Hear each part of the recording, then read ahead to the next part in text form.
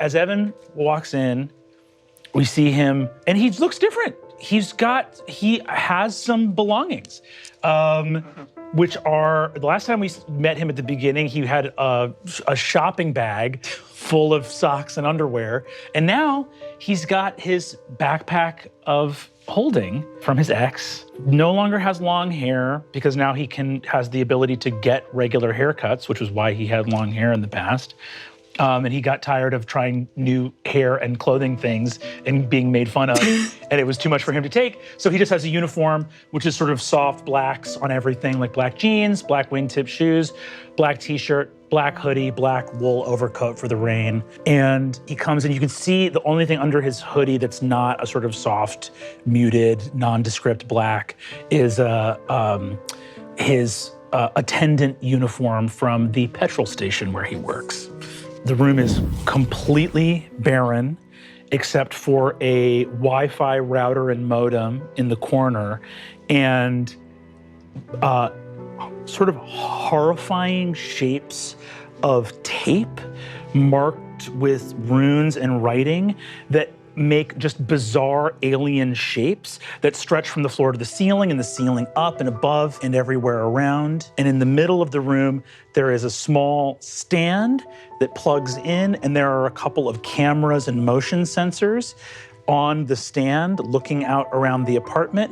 And he finishes checking on his phone with a screen, which was his gift from Sam, finishes checking the security app to make sure that no motion or anyone was detected while he was away. And as he moves into the apartment, he immediately, in the quietness of this space, moves over to the counter where there's a small, strange shape, reaches into his backpack of holding, takes out a small Bluetooth speaker, puts it, and it fills a section of the tape shape. And as he takes his hand off, because it leaves his person, it suddenly has a shadow that fills the rest of the tape shape. All of the shapes are places to put things that he carries in his bag that as soon as he lets go of them, the shadow will fill up the rest of the space in the tape. So he takes the, Is this so good? What? He has the speaker on kind of quiet, but immediately puts on a playlist of hype music, and then everything that he has is either disposable or tough, right? Shoes are tough, coat is tough, t-shirt disposable, socks disposable. I think he takes an air mattress and a little battery-powered motor to start filling up an air mattress, has a fitted sheet around it, it's a little like twin air mattress, and he goes to a corner and puts up a little Chimeron pennant that says, mess with the goat, get the horns. You unpack your life and fill up your small space with the things that make this home, but you take it with you. Because even now, with all of the things you do and you've seen and the life you've made for yourself, it's really hard to drop the instincts that have kept you alive until now. Stay light, stay mobile, stay useful, stay busy. You just got back from a shift at a petrol station. And 2 days before that, you were running errands for Dr. Boodle, running up to his spot with Stitch Knit up at the Faroe Islands and moving things around to Iceland, communicating with Tunavik, or whatever's left of it. Why do you stay so busy? What do you think? There's nothing pleasant in rest. I think that he has music playing almost right away when he gets home. The bed starts to inflate, takes out a very small screen that can fit through the opening of a backpack, takes out a console, loads up Fortnite. Good, let's go. I got that Fortnite coin. Dude, of course, you gotta spend that Fortnite It would have been years. embarrassing. It would have been insult. But here's the thing: it's the first video game he ever played, because he thought it would be rude not to play it, and now it's free. You know, I think he has the music playing, he's playing the video game. Everything is quiet because he doesn't want to be a bad neighbor, and he doesn't want to be noticed, and he wants to have his wits about him. And I think that he will play Fortnite way, way late. And then when he can't physically stand the big overhead light anymore, because all the lights in the place are not, he doesn't have any standing lamps, it's all like the overhead, he'll get into his air mattress and he has a sort of cheap blanket, but it's actually kind of nice to him, even though it's like, it's very puffy. It's made out of fake shit, but it's very puffy and cheap and nice. And it just has little goats on it, which like has some like farmyard animals. And as he goes to bed, he gets out his phone and will scroll like TikTok or Reels or something until the sun comes up. You finish your little process, and there's a moment in transition when bed calls because it hurts to like affect staying awake, and your eyes glance out at everything and that light is so bright. I need a mark roll. Difficulty of 14. Mark difficulty 14. You know what? I'll burn one and have a lucky break. Amazing. So that's an 8, and he said 14? Mm-hmm. So this needs to be a 6 or higher. 6. That's a 3, I don't make it. It's okay. You stare out at the shadows perfectly in their place. There's something to the prescribed order of where you've put everything, and the thing that you know about brains that will create something in stillness and in rest. You think you see a shadow get just a little too long for a second. Then it goes away, it seems fine. You move on, cuddle up in your little bed. And then you hear, as you're scrolling, nothing new in the group chat, nothing new or interesting online. The sound of something alighting on your windowsill, that open window. Oh! Immediately. Yeah, I am ready to attack whatever is in the space. You hear it land. And then you see, as you're pointing and waiting, a little wing waves from just outside of your view. And slowly, a little origami storm petrel peeks around, gives you a little head. An origami storm petrel? Yeah, it's like a little 7-inch bird that exists in the Faroe Islands. And when Dr. Bull, this is the thing you would know because you have stayed around.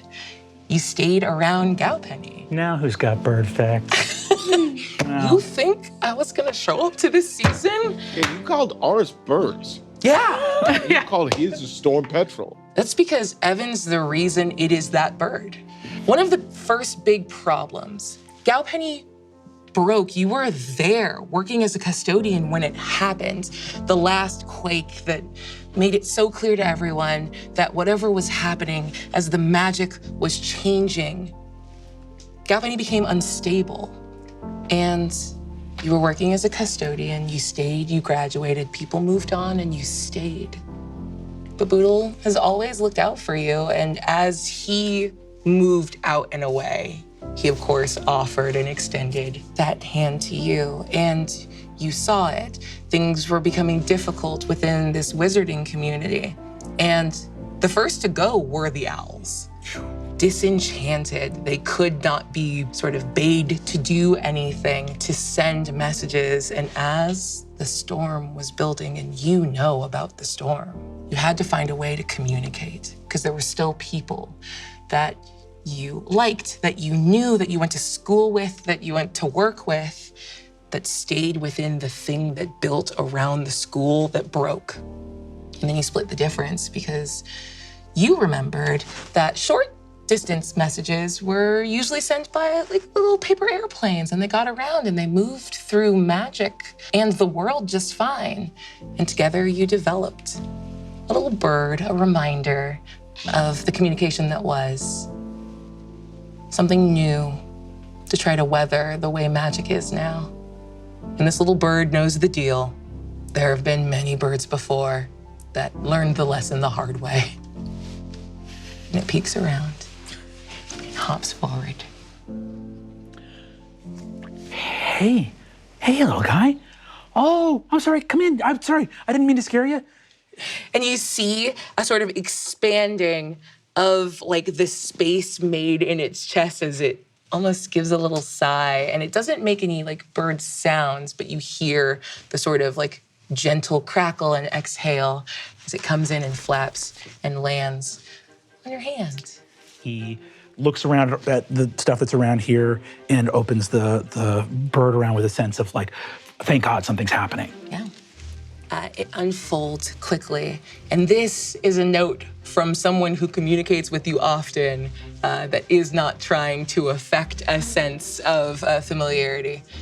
Evan, earliest convenience, got a project.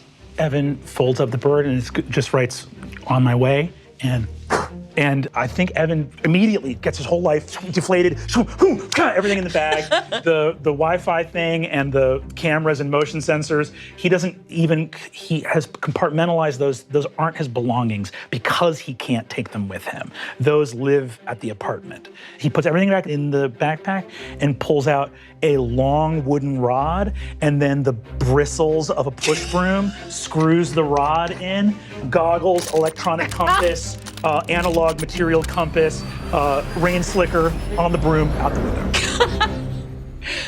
It was not raining. I just want to be very clear about that. I won't be able to change if it hits midair. Fair enough. Be ready, always be ready. You take off, and as you go, the little bird that went to go like take off and give the message back sees how quickly you followed and instead diverts and lands at the tip of your broom and will fly back with you. I'll give it a little pat. Way to go, buddy. And it just hunkers down, kind of gives you a look. You know what? Luck check. I'm just gonna say it. It rains. Fucking knew it. You get out over the open ocean and yeah, move through some squalls. Your bird stays safe, you stay safe, and you very quickly arrive where you all were headed. The very southern